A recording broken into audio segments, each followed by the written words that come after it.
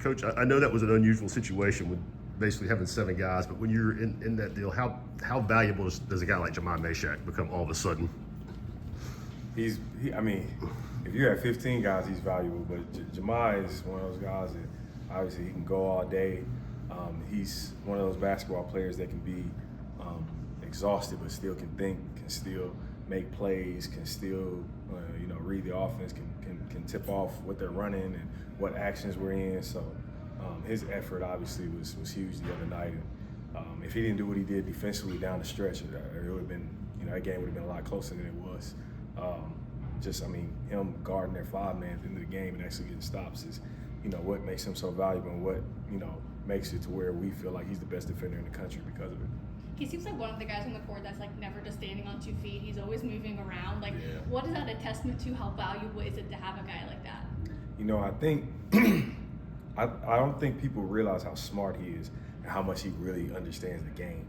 People you just see him going hard and making hustle plays and making stops and just guarding his guy one-on-one. But Jemai Meshack is one of those guys that puts a lot of time into understanding the game of basketball and watches a lot of basketball.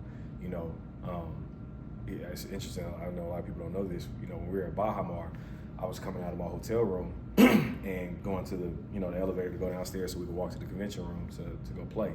And they have those benches right before you get to the elevator. And this is a few hours before the game. It's right before we go down to leave, and he's laying on that bench, stomach down, watching his phone. I'm like, man, what you doing? Watching YouTube? He's like, oh yeah, I'm just watching Jeremy Roach highlights. So the dude he's about to go guard in 2 hours, he's watching highlights of him on his own. This is completely no one asked him to do this, but that's how much time and effort he puts into the game and how much pride he takes into being the best defender in the country. Because I don't care at the end of the year how many guys are up for National Defensive Player of the Year. I know none of them are doing that. I know they're not. I don't even know who it is or who it will be, but I don't think they put the time in like that.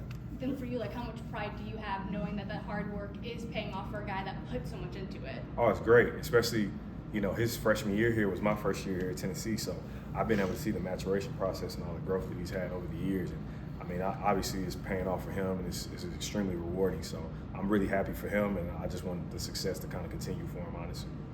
It's going well for this Illinois team, and how different are they from the one you guys saw last year?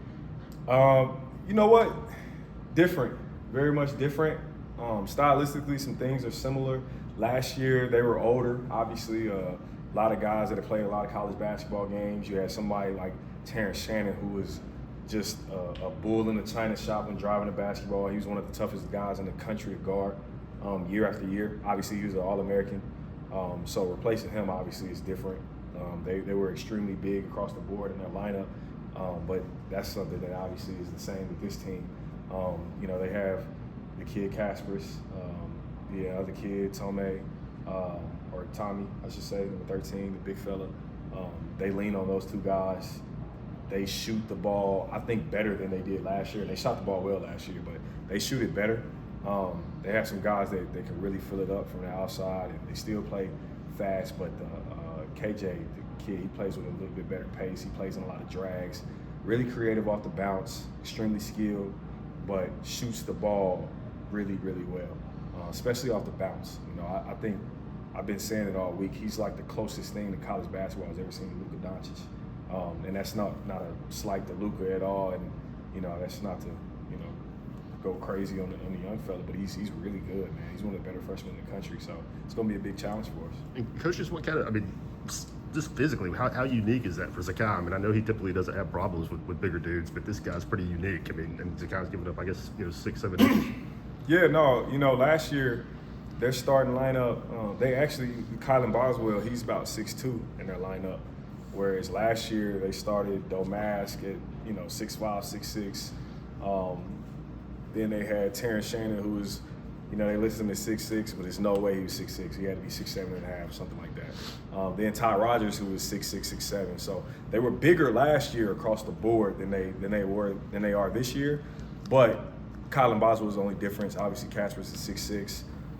You've got Trey White, who's 6'7", and Ben, the kid, the transfer from Evansville, is about 6'8", 6'9". So a lot of size, a lot of skill, a lot of shooting, a lot of versatility, a lot of guys that can handle and play in ball screens. So they'll ball screen more than any team that we played this entire year. I mean, we played Miami the other night, and I believe in the game they set 75 ball screens, whereas Illinois in their last game set, I think, 93.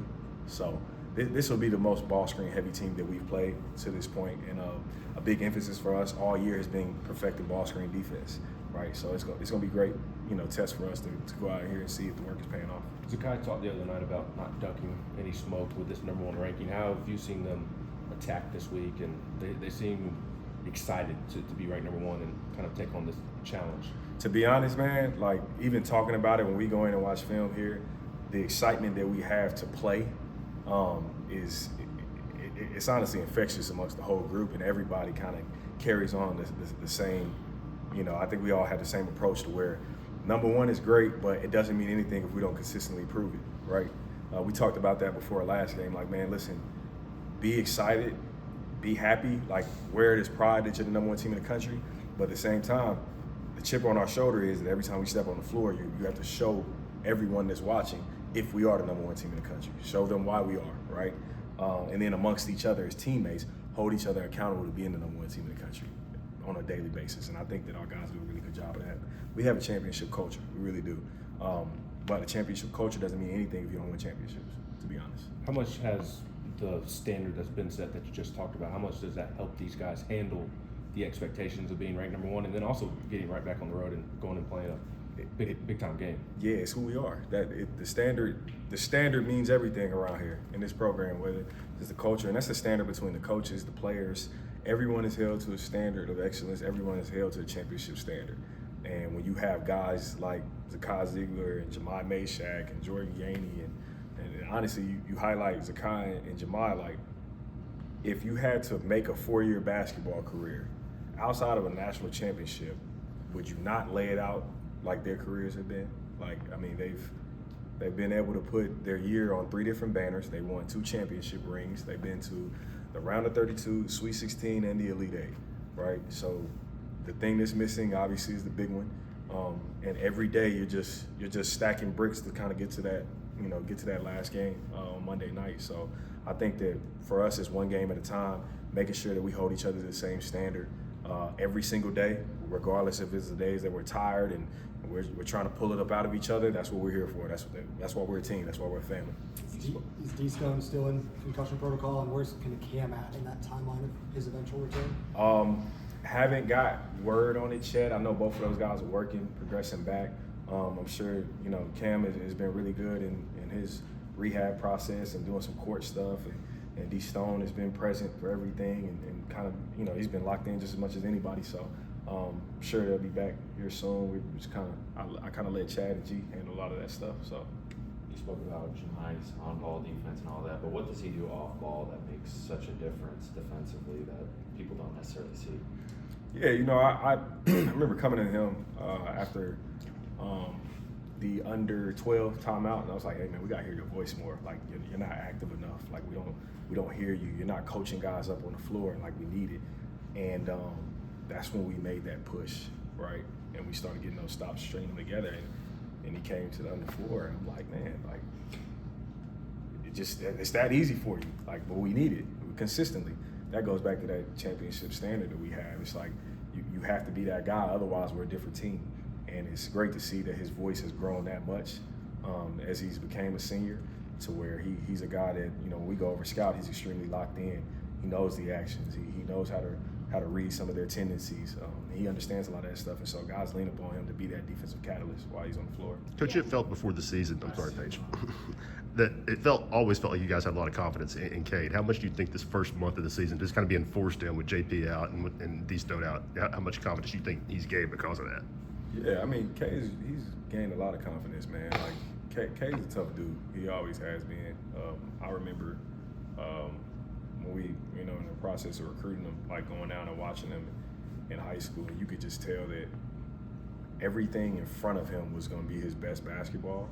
And you were excited about what he was at the moment because he was a tough dude that just fought through everything, whether it be injuries, adversity, even the fact of Cade saying when he first got here, like, look, I don't really know how to play yet, but once I figure this thing out, I'm gonna be pretty good. And obviously, he's been able to do that. I mean, the fact that he's shooting like 72% from the field in games, and I've never been around a guy that everybody in the gym knows he's going to dunk, and he just keeps dunking the ball. That's kind of crazy. And it's not an insult to the teams we're playing, but I think if I was a player, I probably would let him dunk.